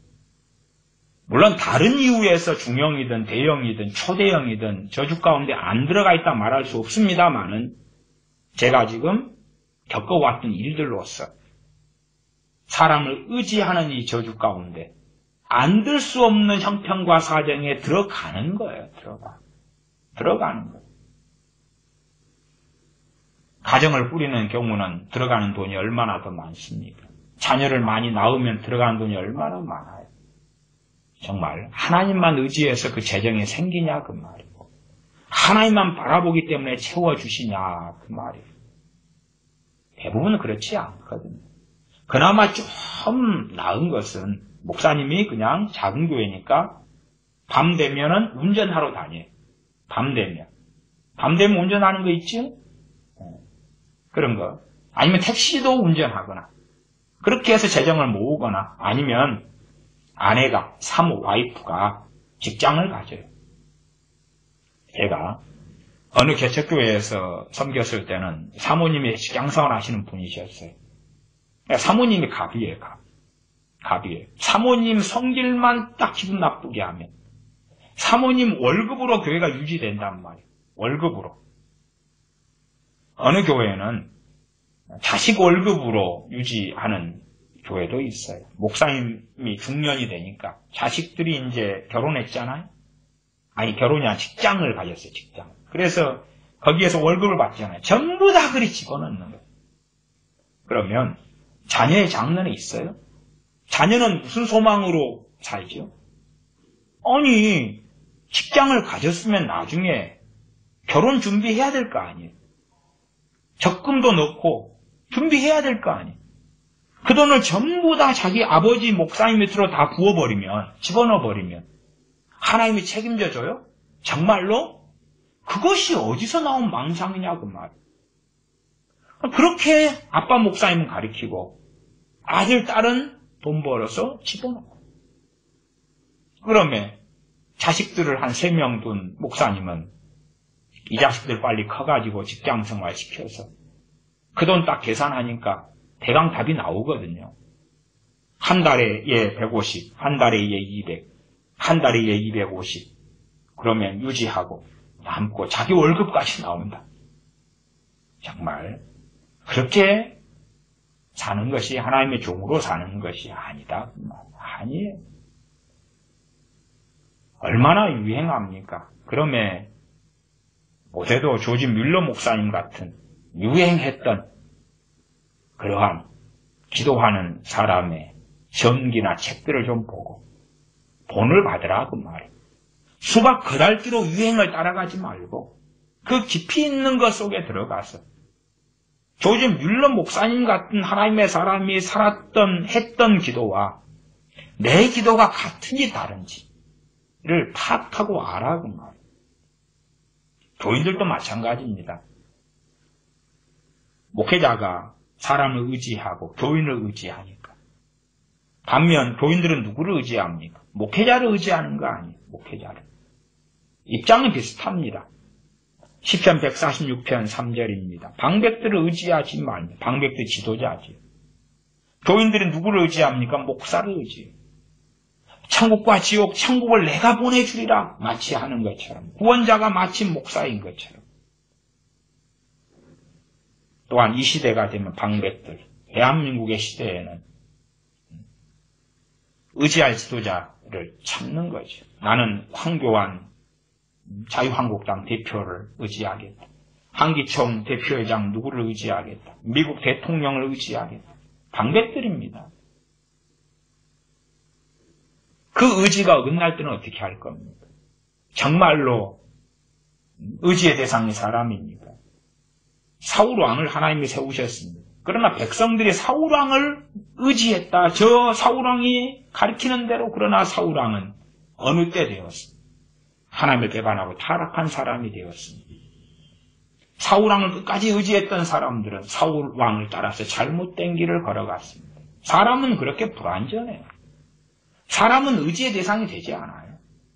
하나님만이 의지의 대상이 되시는 것이에요. 도울 힘이 없는 인생도 의지하지 말지니. 도울 힘이 없다. 하나님이 하시는 말씀이에요. 우리 입장에서는 야, 저 사람은 월급도 많고 사회적 지위도 있고 나는 약자고 저 사람은 강자이기 때문에 도울 힘이 많네. 그러니까 저 사람은 여기 해당이 안 돼. 이건 하나님 입장에서 인생들은 그 누구를 하도 도울 힘이 없다고 이야기하는 거예요. 현실적으로 하나님의 말씀은 서로 짐을 지고 서로 도우라고 말씀해요. 그것하고 다른 이야기입니다. 다른 이야기. 궁극적으로 하나님 보실 때에 인생들이 하는 도움이라는 것은 유한하고 한계가 있고 그리고 하나님과 바꿀 대상이 될 수 없다 그 말이에요. 도울 힘이 없는 인생도 의지하지 말지니 시편 146편 4절. 그 호흡이 끊어지면 흙으로 돌아가서 당일에 그 도모가 소멸하리로다. 너가 그렇게 의지했는데 그 사람 갑자기 죽어가지고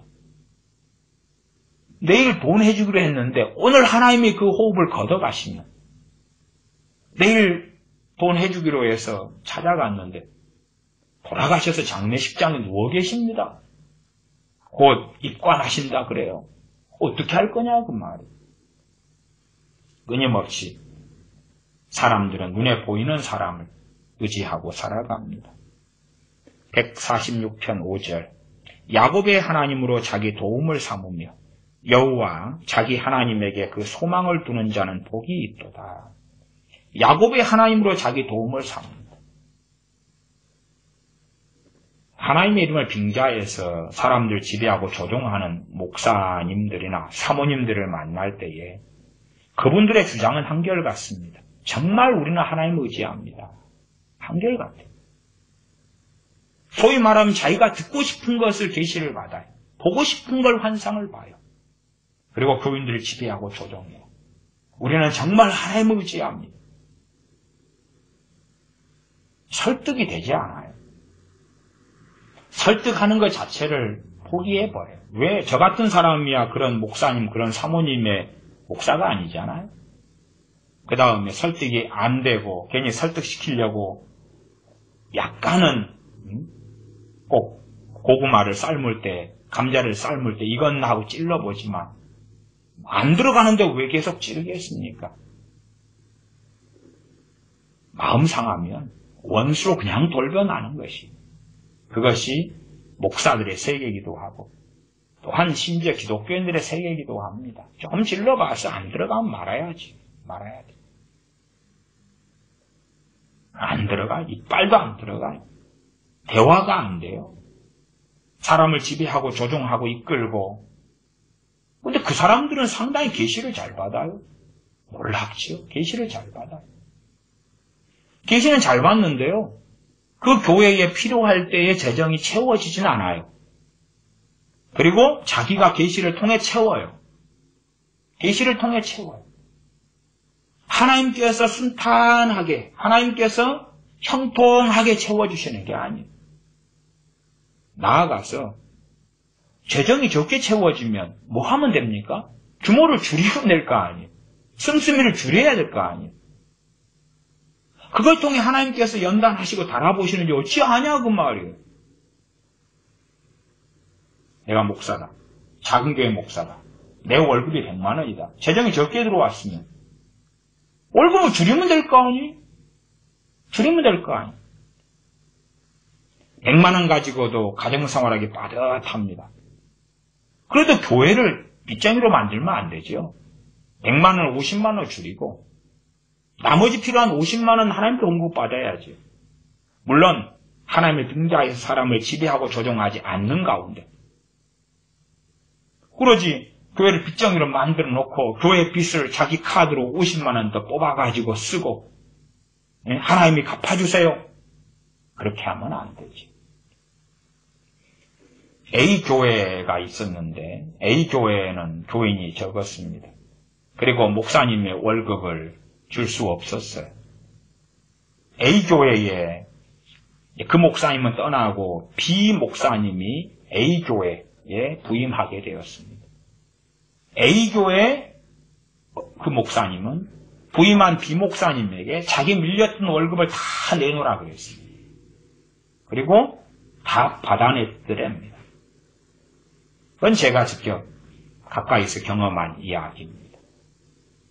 자기 밀린 월급을 다 그 다음 후임자가 다 내놔야지만이 이 담임 목사 자리를 내가 떠나겠다. 그런 사람들도 아주 많습니다. 오히려 유행하는 것 중에 하나는 교회 자체를 자기의 노후 자금으로 삼으려고 들어오는 사람들도 많습니다. 그리고 돈을 가지고 들어왔다가 나갈 때는 돈을 다 이자까지 받아서 나가는 경우는 요즘에 유행하는 일들입니다. 구체적으로는 이야기하지 않겠습니다. 146편 5절 야곱의 하나님으로 자기 도움을 삼으며 여호와 자기 하나님에게 그 소망을 두는 자는 복이 있도다. 사실은 지금 소망은 뭐겠습니까? 돈이겠지요. 돈의 소망. 돈이 있으면 위안이 되고 위로가 되고 힘이 되고 돈이 없으면 돈이 은행 통장에서 잔고가 떨어져 가면 답답하고 걱정되고 염려되고 하나님께서 우리의 믿음이 연약한데 우리의 믿음을 성장시키는 방법이 과연 어떤 방법이며 어떻게 성장시키실까를 생각해 보셔야 돼요. 내 믿음이 연약하기 때문에 연약한 사정을 봐주셔가지고 영원히 연약한 대로 있어도 되기 때문에 돈이 통장 잔고에서 떨어져 가니까 넉넉하게 채워주시는 방법으로 한다? 믿음이 연약하다면 하나님께서는 주로 어떻게 행하시냐 그러면 통장 잔고에 돈이 떨어져 염려할 때에 그 남은 통장 잔고까지 딱딱 떨어버리시는 방법입니다. 딱딱 긁어버리는 방법을 쓰세요. 딱딱 긁어버리시는 방법. 그것이 하나님께서 보편적으로 행하시는 방법이에요. 너가 정말로 너 자신의 믿음의 현주소를 확인하고 너가 하나님을 의지하고 의뢰하는지 아니면 통장 잔고인 돈을 의지하고 의뢰하는지 심지어는 그렇게 시험하시고 연단하실 때도 많습니다. 내 주변 사람에게 내 사정만 이야기하면 나를 도와줄 텐데 그런 사람을 옆에 두시고 자, 너 상황 어려운데 어떻게 해봐라. 내 옆에 사람에게 손만 펼치면 되는데 과연 할까 말까 할까 말까 대부분의 사람은 하지요. 그리고 잠깐의 어려움을 모면하지요. 그러나 그 사람의 그 연약해진 믿음은 강해질 수도 없고 살아계신 하나님을 실제의 삶의 현장에서 배울 수 없다는 것이지. 그것이 점점 계속 이어져 간다면 그와 하나님은 별 상관이 없고 그가 하고 있는 신앙생활이라고 하는 것은 종교 놀이에 불과하다는 사실이에요. 지금 시대에는 하나님 없는 예배, 하나님 없는 찬양, 하나님 없는 기도, 하나님 없는 믿음, 진리 없는 믿음이 정말 많이 퍼져 있습니다. 비슷한 말씀 두 곳 정도 더 찾아보고 말씀을 마무리하겠습니다. 이사야 2장입니다. 이사야 2장 말씀, 욥시 잠전하 그 다음에 사렘에게 했다. 이사야 2장입니다. 유명한 말씀 가운데 하나입니다. 이사야 2장 22절입니다. 너희는 인생을 의지하지 말라. 그의 호흡은 코에 있나니 수에 칠 가치가 어디 있느냐. 수에 칠 가치가 없다. 는 것은 보잘것없다. 보잘것없다. 우리가 지푸라기를 모아서 불을 피운다 할 때에 지푸라기가 몇 가닥이냐 그 수를 계산하지 않지 않습니까?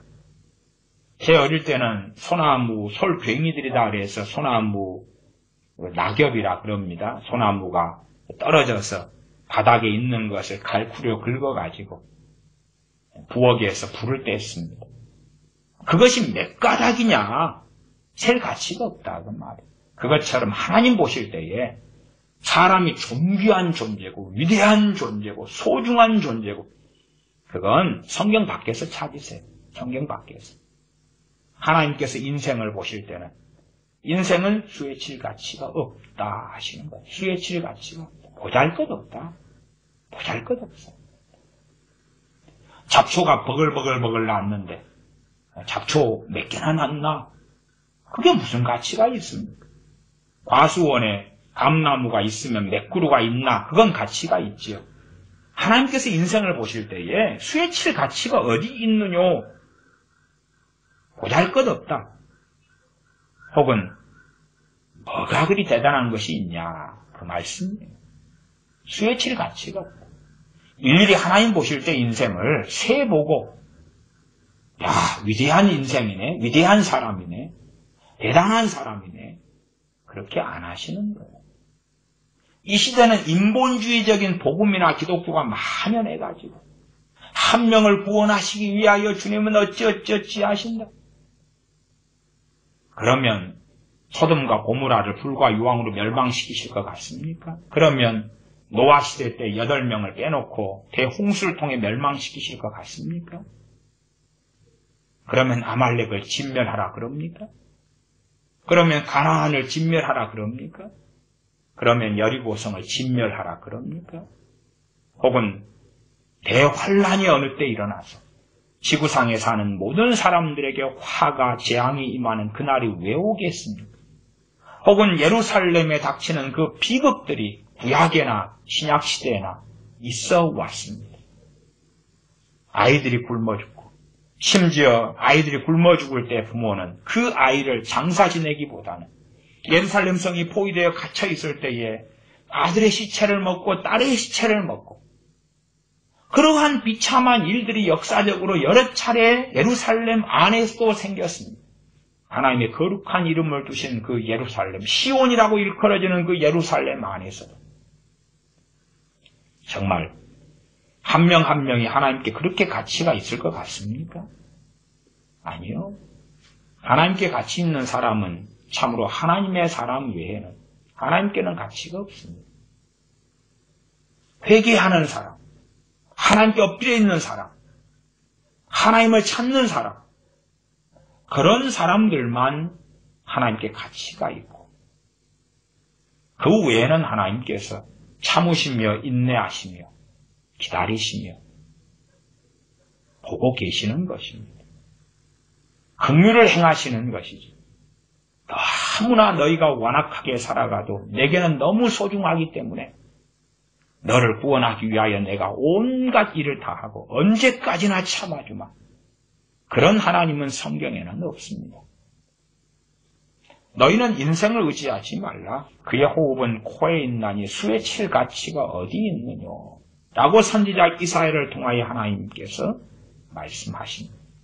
그러나 우리는 끊임없이 인생을 의지하기 좋아합니다. 남편을, 아내를, 자녀를.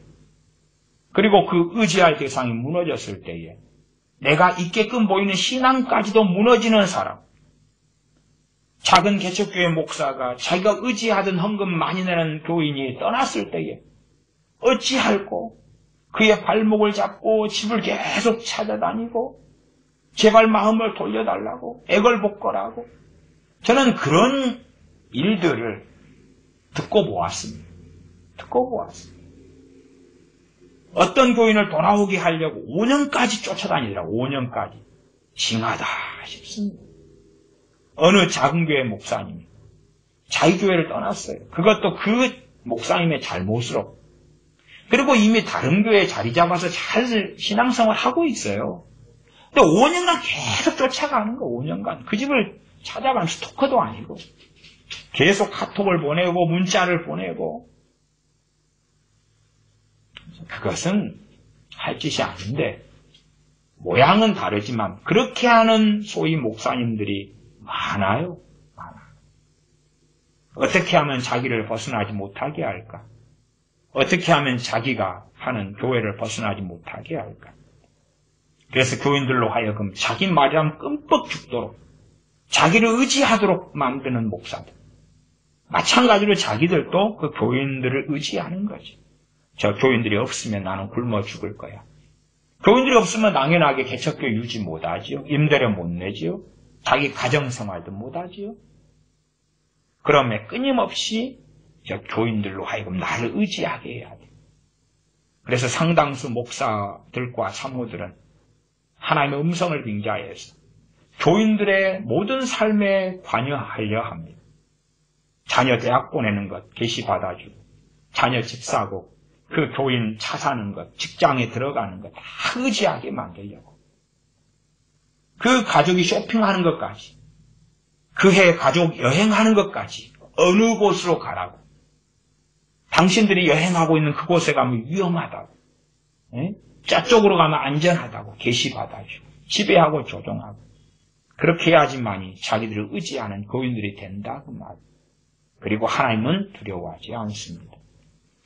예레미야서 하나 더 보고 말씀을 마무리합니다. 예레미야 17장입니다. 예레미야 17장 5절입니다. 예레미야 17장 5절 제가 읽습니다. 나 여호와가 이같이 말하노라. 무릇 사람을 믿는다, 의지하는 것과 비슷한 개념이라고 제가 예레미야 강의할 때 설명합니다. 무릇 사람을 믿으며 혈육으로 그 권력을 삼고 마음이 여호와에게서 떠난 그 사람은 저주를 받을 것이라. 이어지는 것이기 때문에 사람을 믿을 때에 마음이 여호와 하나님에게서 떠나가는 것입니다. 사람을 믿고 의지하면 하나님을 믿고 의지하는 것은 약해지는 것이 함께 갈 수가 없습니다. 함께 갈 수가 없습니다. 하나님을 의지하는 것이 강해지면 말씀에 의지한 믿음 가운데 강해지면 사람을 의지하는 것은 약해지는 것입니다. 사람을 의지하는 게 아니라 내가 사람에게 의지가 되어줘야 되는 거겠죠. 물론 그것도 항상 한계가 있다는 걸 아셔야 됩니다.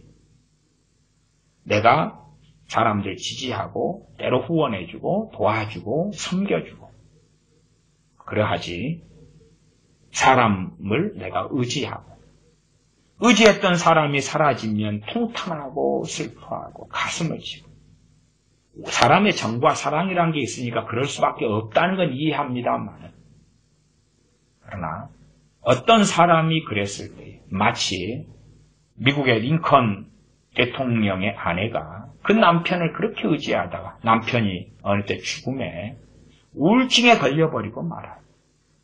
정상적인 정신을 유지하지 못하게 됩니다.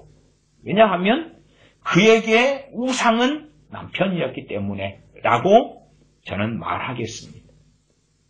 그럴 정도로 링컨이라는 남편이 있었을 때는 믿음이 좋은 것처럼 보였다. 그 영부인이 남편이 죽으니까 그 믿음은 찾아볼 수 없더라 그 말. 소위 우리도 그런 거 아닙니까? 우리의 지갑이 넉넉하고 환경이 평안하고 좋을 때에 믿음이 있는 것처럼 보이는 환경이 어렵고 힘들어질 때에 과연 내가 하나님을 의지하고 있는지 그렇지 않고 있는지가 확연하게 드러납니다. 명확하게 보일 수밖에 없습니다. 무릇 사람을 믿음의 혈육으로 그 권력을 삼고 사람으로 그 권력, 자기 힘을 삼고 무슨 문제가 있을 때에 누구를 의지해서 저 문제를 해결할까? 지혜자와 모사를 구하는 것이 나쁜 것이 아닙니다. 그러나 비슷하게 보여도 어떨 때 하나님께서 중심을 확인하실 때는 너는 정당하게 경영이 성립하려면 모사가 많아야 한다는 것에 해당되는구나 보실 때가 있으실 거고 어떨 때는 너가 지금 하는 것은 모사를 찾는 것이 아니라 지혜를 구하는 지혜자를 찾는 것이 아니라 사람을 권력으로 삼고 의지하는 행위를 너가 하고 있다. 겉으로 볼 때는 비슷하게 보이고 그러나 하나님은 속일 수 없습니다. 우리는 비슷하게 보이는 일들 속에서 우리 자신에게 면죄부를 주고 좋은 쪽으로 해석하고 정말 하나님을 믿기 때문에 행하는 것입니다라고 주장하기를 좋아합니다. 혈육으로 그 권력을 삼고 마음이 여호와에게서 떠난 그 사람은 저주를 받을 것이라. 마음이 하나님께서 떠날수록 점점점 사람을 의지하고 반대도 마찬가지지요. 사람을 의지하고 혈육으로 권력을 삼으면 삼을수록 마음은 하나님에게서 떠나게 됩니다. 그것이 개척교회나 작은 교회 목회자들의 현실이고 당연히 다른 양상 속에서 중견교회나 대형교회 목회자들도 크게 벗어날 수 없는 함정과 이야기가 될 것입니다. 그 가운데 제가 예제로서는 80% 이상이 되는 작은 교회, 개척교회, 미자립교회 이야기의 사례를 많이 설명드렸습니다. 6절입니다.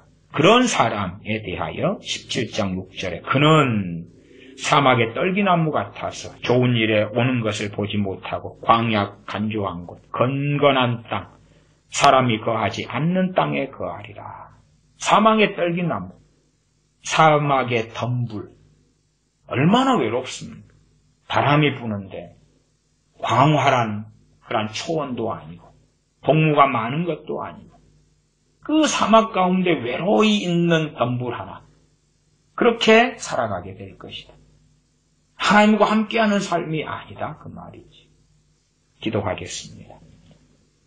아버지 하나님, 우리는 사람을 의지하고 사람을 찾고 혈육으로 권력을 삼고 심지어 그런 과정, 여정들을 통하여 우리의 마음이 하나님에게서 떠나며 주님의 임재를 상실하며 성령님의 기름 부으심과 역사하심이 사라짐에도 불구하고 사람을 의지하고 살아가는 우리 어리석은 삶 또한 돈과 권력을 의지하는 어리석은 삶임에도 불구하고 하나님을 잘 믿고 있다고, 잘 섬기고 있다고 미화시키고 착각하는 것을 즐겨하는 사람들이 바로 우리들입니다.